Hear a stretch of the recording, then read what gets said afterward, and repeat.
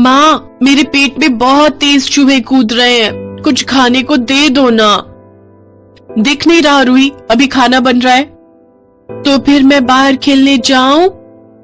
तुम्हें ठंड में भी चैन नहीं। एक तो घर के अंदर इतनी ठंड है, ऊपर से तुम्हें बाहर इतनी ठंड में खेलने जाना है।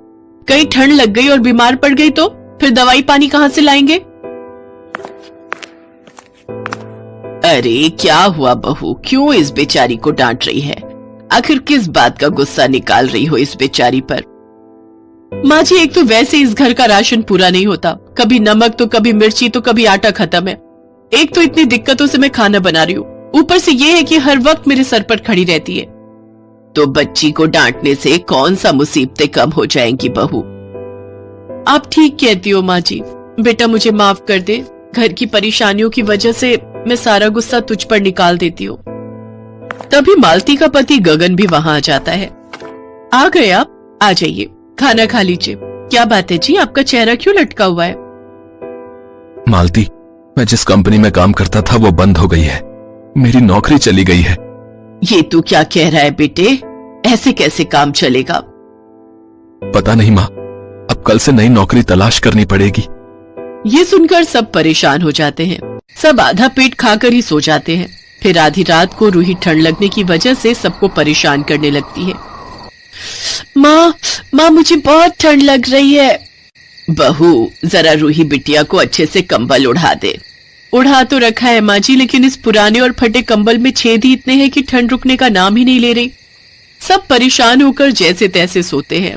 अगले दिन रूही जब बाहर खेल रही होती है तो पड़ोस के बच्चे गुलाब जामुन खा रहे होते हैं। रूही ललचाई नजरों से उनके पास जाती है। ये क्या खा रहे हो तुम लोग? इसको गुलाब जामुन कहते हैं, बड़े ही स्वादिष्ट होते हैं। मेरे पापा शहर से लाए हैं। मुझे भी दो ना, मुझे भी खाने हैं। जा, तुम गरीबों के बस की नहीं है गुलाब जामुन खाना। यश उसे धक्का देकर गिरा देता है। फिर वो रोने लगती है। उसकी आवाज सुनकर उसकी माँ बाहर आती है। क्या हुआ रूही बेटा, तू रो क्यों रही है? माँ, मैंने इससे गुलाब जामुन मांगा पर इसने नहीं दिया।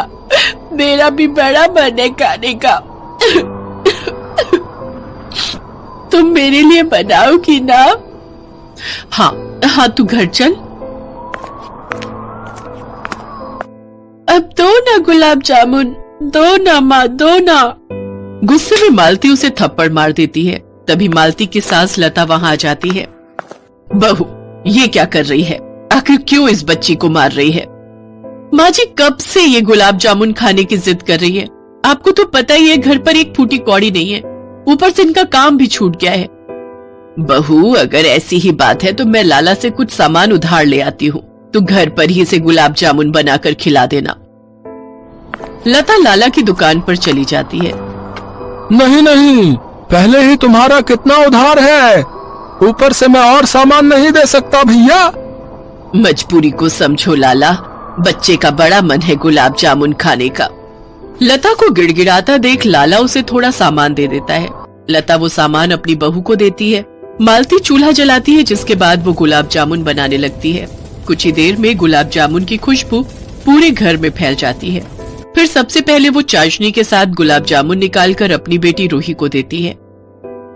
वाह माँ, क्या बात है, ये तो बहुत ही स्वादिष्ट है। इसके बाद मालती ने अपनी सास और पति को भी गुलाब जामुन खाने को दिए। वाह बहू, तूने तो बड़े बड़े हलवाइयों को भी फेल कर दिया। सच में मालती, अगर आज तुम्हारी कोई गुलाब जामुन की दुकान होती ना, तो तुम सबको अपने हाथों के गुलाब जामुन से पागल ही कर देती। अरे बहू, तू किस सोच में पड़ गई? माँ जी, इनकी बात सुनकर मुझे एक आइडिया आया है। क्यों ना मैं और आप मिलकर गुलाब जामुन बनाने का काम शुरू करें और इन्हें बाजार में बेचें? वाह वाह, ये तो बहुत ही अच्छा विचार है बहू तुम्हारा। मैं आज ही जाकर लाला से और सामान उधार ले आऊंगी। हम दोनों कल से ही बाजार में गुलाब जामुन बेचने चल पड़ेंगे। अगले दिन ही दोनों सास बहू गुलाब जामुन बनाकर बाजार में बेचने लगती है। सुबह से दिन हो जाता है, लेकिन उनके पास एक भी ग्राहक नहीं आता। फिर एक छोटा सा लड़का उनकी दुकान पर आता है। मुझे गुलाब जामुन खाने, मुझे भी दो ना। पहले तुम 20 रुपए दो, फिर मैं तुम्हें 2 गुलाब जामुन दूंगी। लेकिन मेरे पास तो सिर्फ 1 ही रुपया है, इसी का गुलाब जामुन दे दो ना।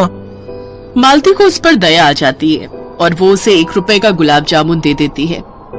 अरे बहू, 1 रुपए में भला कौन गुलाब जामुन देता है?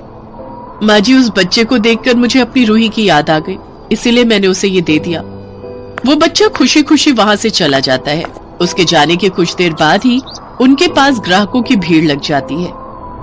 तभी एक बड़ी सी गाड़ी उनके पास आकर रुकती है। उसमें से ड्राइवर निकलकर बाहर आता है और उनसे 1 प्लेट गुलाब जामुन कार में बैठे अपने मालिक के लिए ले जाता है। गुलाब जामुन खाने के कुछ देर बाद उस कार का मालिक नीरज उनके पास आता है और उनसे कहता है, भाई वाह, क्या स्वाद है आपके गुलाब जामुन में। वैसे मैं यहाँ किसी काम से आया था, ठंड में गर्मा गर्म गुलाब जामुन देखे तो खाने की इच्छा हुई, लेकिन मुझे क्या पता था मुझे यहाँ दुनिया के सबसे अच्छे गुलाब जामुन खाने को मिलेंगे। देखिए, शहर में मेरी एक बहुत बड़ी मिठाई की दुकान है। मैं चाहता हूँ कि आप मेरी स्वीट शोरूम के लिए हर रोज गुलाब जामुन बनाकर भेजें। मेरा ट्रांसपोर्टर डेली आपसे वो पिक करने आ जाएगा। इसके लिए मैं आपको अच्छे खासे पैसे भिजवा दूंगा। ये लीजिए, एडवांस के तौर पर 50,000 रुपए। ये बात सुनकर दोनों सास बहू बहुत खुश होती है। उस दिन के बाद वो घर से ही गुलाब जामुन बनाकर शहर भिजवाने लगी। साथ ही गगन अपने ठेले पर मालती के बनाए हुए गुलाब जामुन बेचने लगा, जिससे उन्हें अब खूब आमदनी होने लगी। अब वो अपने घर पर रूम हीटर, रजाई, कंबल और धीरे धीरे सारा राशन भी ले आए। अब उनके बुरे दिन खत्म हो गए।